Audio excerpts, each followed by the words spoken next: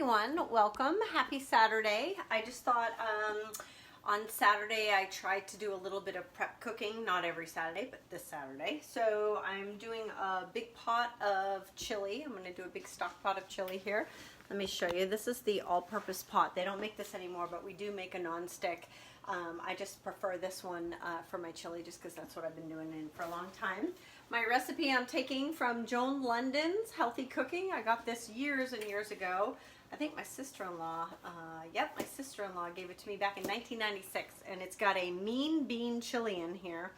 And the only differences to the recipe, and I'll take a photo of the recipe, is I double the spices because I like my chili hot, and so does my husband, so that's what we're gonna do. So let me tell you how we're doing it. It is 2 large onions, or 3 cups of onions, and so the manual food processor is actually a 3-cup capacity. So if you've never used the manual food processor before, you have 3 blades. They're at 3 different heights so that when you're cutting things like cilantro or basil or things like that, it'll lift and toss it in the container. And so I'm guessing it's going to take about 3 onions to fill this. So we're just going to cut your onion into pieces, like chunked pieces, and then I'm going to finely chop it in here, and we're going to saute onions and garlic first. And then what you're going to do is you're actually going to add all of your rubs. Let me move this sideways so I'm not talking to my back here. Then you're going to add all of your rubs directly into the pan, and you're going to saute the rubs with the oil as well, and that helps it become really fragrant, and that will give you a really good flavor. Hang on just a second.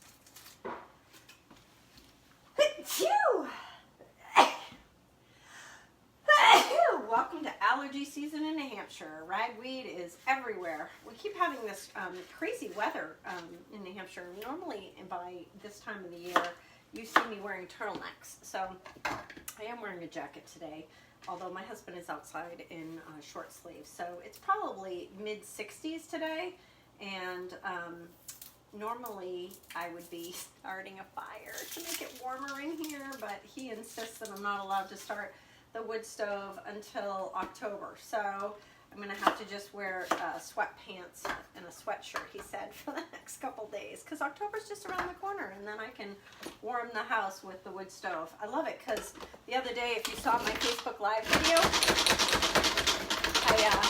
I was sitting in my house, or maybe it wasn't live, maybe I just made a post about it. I was sitting here in my house, and I had a sweater, and I had wool socks on, and I had 2 pairs. I had like a pair of leggings. Hey guys, I had a pair of leggings, and I had a pair of jeans on, and I was freezing in my house, and I got ready to go visit my friend.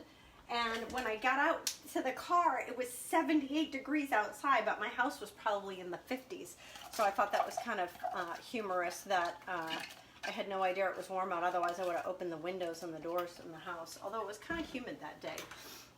So we're going to use our nonstick pan to do our onions and our garlic. If you are like me, I want to show you the garlic peeler and slicer this time, because I always do the garlic press, and I like garlic pressed. It gives you a more potent Italian flavor, whereas a sliced garlic is going to give you a mild flavor. So sometimes a recipe will call for sliced garlic, and it really does matter, because if you're doing a recipe that is like an appetizer, or maybe you're even doing a recipe where the garlic isn't really cooked very much, it's just warmed, you don't want it to be crushed garlic, because it'll tingle your tongue. It'll just be too strong. Over the years of learning to cook, many of you know that I hated cooking. I've learned a lot of tips, and I joke, I'll save you from the mistakes that I've made. First thing you want to make sure you have is one really nice knife in your kitchen. I use the 5-inch Santoku all the time at my shows. I have an extra one here in my kitchen. My husband uses the 7-inch Santoku. I should show you what else I'm making. So yesterday, I made another batch of ginger carrot soup, and I made the soup by roasting some butternut squash. Here, let me show you what it looks like. I think you guys can see that here. I'll tip you over. Butternut squash, carrots, a couple of onions, and some garlic, all on a large stone. And I roasted that at 425 for, I don't know, maybe a half an hour or something like that. And what I did was you scrape all the burnt bits that you get when you roast those vegetables. And roasting your vegetables under high heat, dry high heat, will give them a nice sweet flavor. Then you stick it in a stock pot like I'm doing now, and you heat it up with a can or a box of vegetable broth. And you can use curry if you want. I do have a recipe, again, I can post it. Fresh ginger, and then you add a can of coconut milk to it, and it makes this really thick, rich soup. And then when I'm done bringing it to a boil, and then I'll simmer it for maybe 20 minutes. I'll let it cool down just a little bit, and then I'm going to stick it in my Ninja, and I'm going to puree it. And I got smart this time. I bought a bunch of storage containers. Pampered Chef has these really nice glass snap storage containers, and I'm going to freeze some soup, and I'm going to freeze some of this chili so that when I'm out doing shows, if my husband wants to have something to eat, he can just grab from there if he doesn't feel like cooking, or he can, you know, obviously he can go ahead and make his own dinner. He actually cooks better than me. You won't tell him that, right? Don't let him know. We joked all the time that when I married him, he knew how to boil water and make scrambled eggs. You know, that was about all he could do. And then I started doing Pampered Chef, so I was out of the house when the kids were really young. And so he had to start cooking for the kids. And my very first Pampered Chef show, when I came home, he had tried to make pizza for the kids. And I had taken the pizza pan, the pizza roller, all kinds of other stuff. By the way, I see a bunch of you on. Say hi. And when I took it with me to my show, I came home and there was a note saying, in the future, you need to buy your own. And then he listed off all the things that he wanted me to, oh, I was going to show you the garlic roller. He wanted me to buy for myself. So this is a garlic peeler. So when you take your garlic, you just stick it into the tube, and then you just roll the tube on the counter. And when you do that, it pulls the skin off of the garlic, and then you pop it out, and then you can just stick the garlic clove in the garlic press if you want, or you can slice it. And we do have, let me see if I've got it right here handy. Nope, I don't. It's probably in my, yeah, it's probably in my kit. So the garlic peeler is fabulous. So sometimes I put a whole clove underneath the skin of my chicken. When I'm roasting a chicken, you can just stick a bunch of it underneath. And watch how easy it is to just crush when you've taken the skin off of it. So for those of you that are old like me, you probably want your garlic peeled because it, otherwise, you know, I have arthritis in my thumbs and it makes it hard to squeeze when you don't have that. Whoops. So I'm going to do 6 cloves of garlic. Then we're going to add, it says 5 cans of beans. After we do our onions and our garlic together, we are going to put the spices in next, and then that will blend the spices with those. Now, I don't know if you noticed, but here's a tip for you. Never just put oil in your pan and then your garlic, because it ends up burning. I don't know if you've ever noticed that, but you don't want the garlic to burn.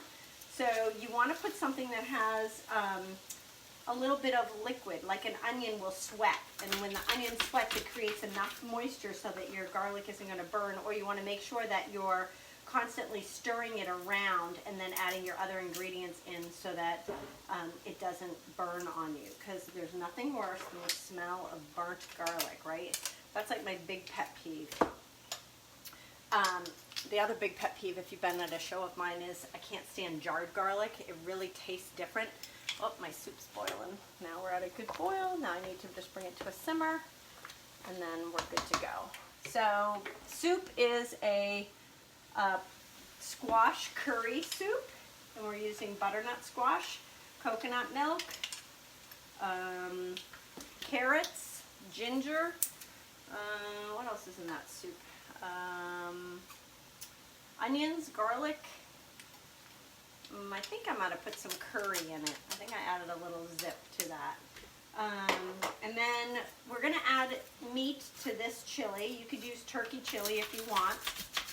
And for our spices, we have basil, cumin, oregano, chili powder, and cayenne. And then if you like a dash of hot sauce, you can add that. And then you're going to add a 28-ounce can of whole diced tomatoes, and you're going to add a jar of your favorite spaghetti sauce. So our family always eats the Prego. I like the garden vegetable. That's my favorite. Hey guys, say hi. And if you're watching this as a playback, I would love, love, love to know that somebody's watched it, because sometimes I see, you know, 242 people have watched my video, but I have no idea who you guys are. So say hi. So garlic press, as you can see, lots of garlic. Garlic's good for you. Anybody know some of the benefits of garlic? Remember, smooth edge can opener. You use it like a helicopter. Blade goes on the top. Go right over to the can. As soon as you twist it, it grabs the can. You're going to go all the way around. Let me stir. Stir, stir. You're going to go around the can till it gets easy, or till it makes a little clicking sound, and then you know you've made it all the way through. Once you made it all the way through, you go back half a turn to let it go, and then you use a little bird beak here and the little button on the side, and that will open your can. Then you're going to have smooth here, smooth on the inside, no more cuts on the edge of your spatulas. So I have the stainless steel mesh colander. See the bottom of this? This is great because when you are using it in your sink, it's not going to tip over. It's going to remain flat. And, you know, I don't know about you guys, but the old one that my mother used to have had the 3 legs on it. And if you've ever had one of the legs break off, then your spaghetti goes flying all into your sink as soon as you pour your spaghetti in, right? Which is just terrible. So let's do our spices now. So let's see. Tablespoon of chili powder. So we're going to do 2, because I told you that I double all the spices in this recipe because I like it really spicy. So chili powder. I do recommend that when you do your chili that you go ahead and add all of your rubs to the onion garlic and let that blend before you add any of your liquid in. And then we're going to do 4 teaspoons of oregano. So actually, I don't know if you can see, but I grew my own oregano this year. So I'm just going to pull out some of my oregano. And remember when your gram, when you were at your Gram's house, maybe you remember, maybe your Gram cooked around you. She took her herbs in her hand like this, and then she did this with it. This actually releases the oils that are in your plant, and it helps it so that it's actually more flavorful. So I'm just going to go ahead and add that in. So who said I don't know how to cook, right? That's what I used to say. I used to say I didn't know how to cook. Well, that's a lie now. And my basil, I have fresh basil too, so I could have used the fresh, but I'm going to use the dried for this, and I'm going to use the fresh for when I do, like, I have a veggie pizza that I'm going to do. Also, you're going to see me grill up a bunch of vegetables in my double burner grill pan, and then I'm going to, I have homemade pesto that I made. Oh my gosh, that was fabulous. And so I'm going to put pesto instead of a red sauce on my pizza, and we're going to have a roasted veggie pizza. And then cumin. How much cumin do we need? We need 1 teaspoon, so we're going to do 2 teaspoons of cumin. Let's get the right measurements. There we go, teaspoon. And we have 2 different types of measuring spoons with Pampered Chef. I'm using the ones that click together. If you've not ever seen those before, they're kind of fun. Whoops. They nest inside each other, and then you just click them, and then they'll stay. And they're great when you're trying to teach kids how to cook, because you can set them on the counter and the kids can measure it in. And so it's a half a teaspoon of cayenne, so we're going to do a whole teaspoon of cayenne in here. It's going to get hot, hot, hot.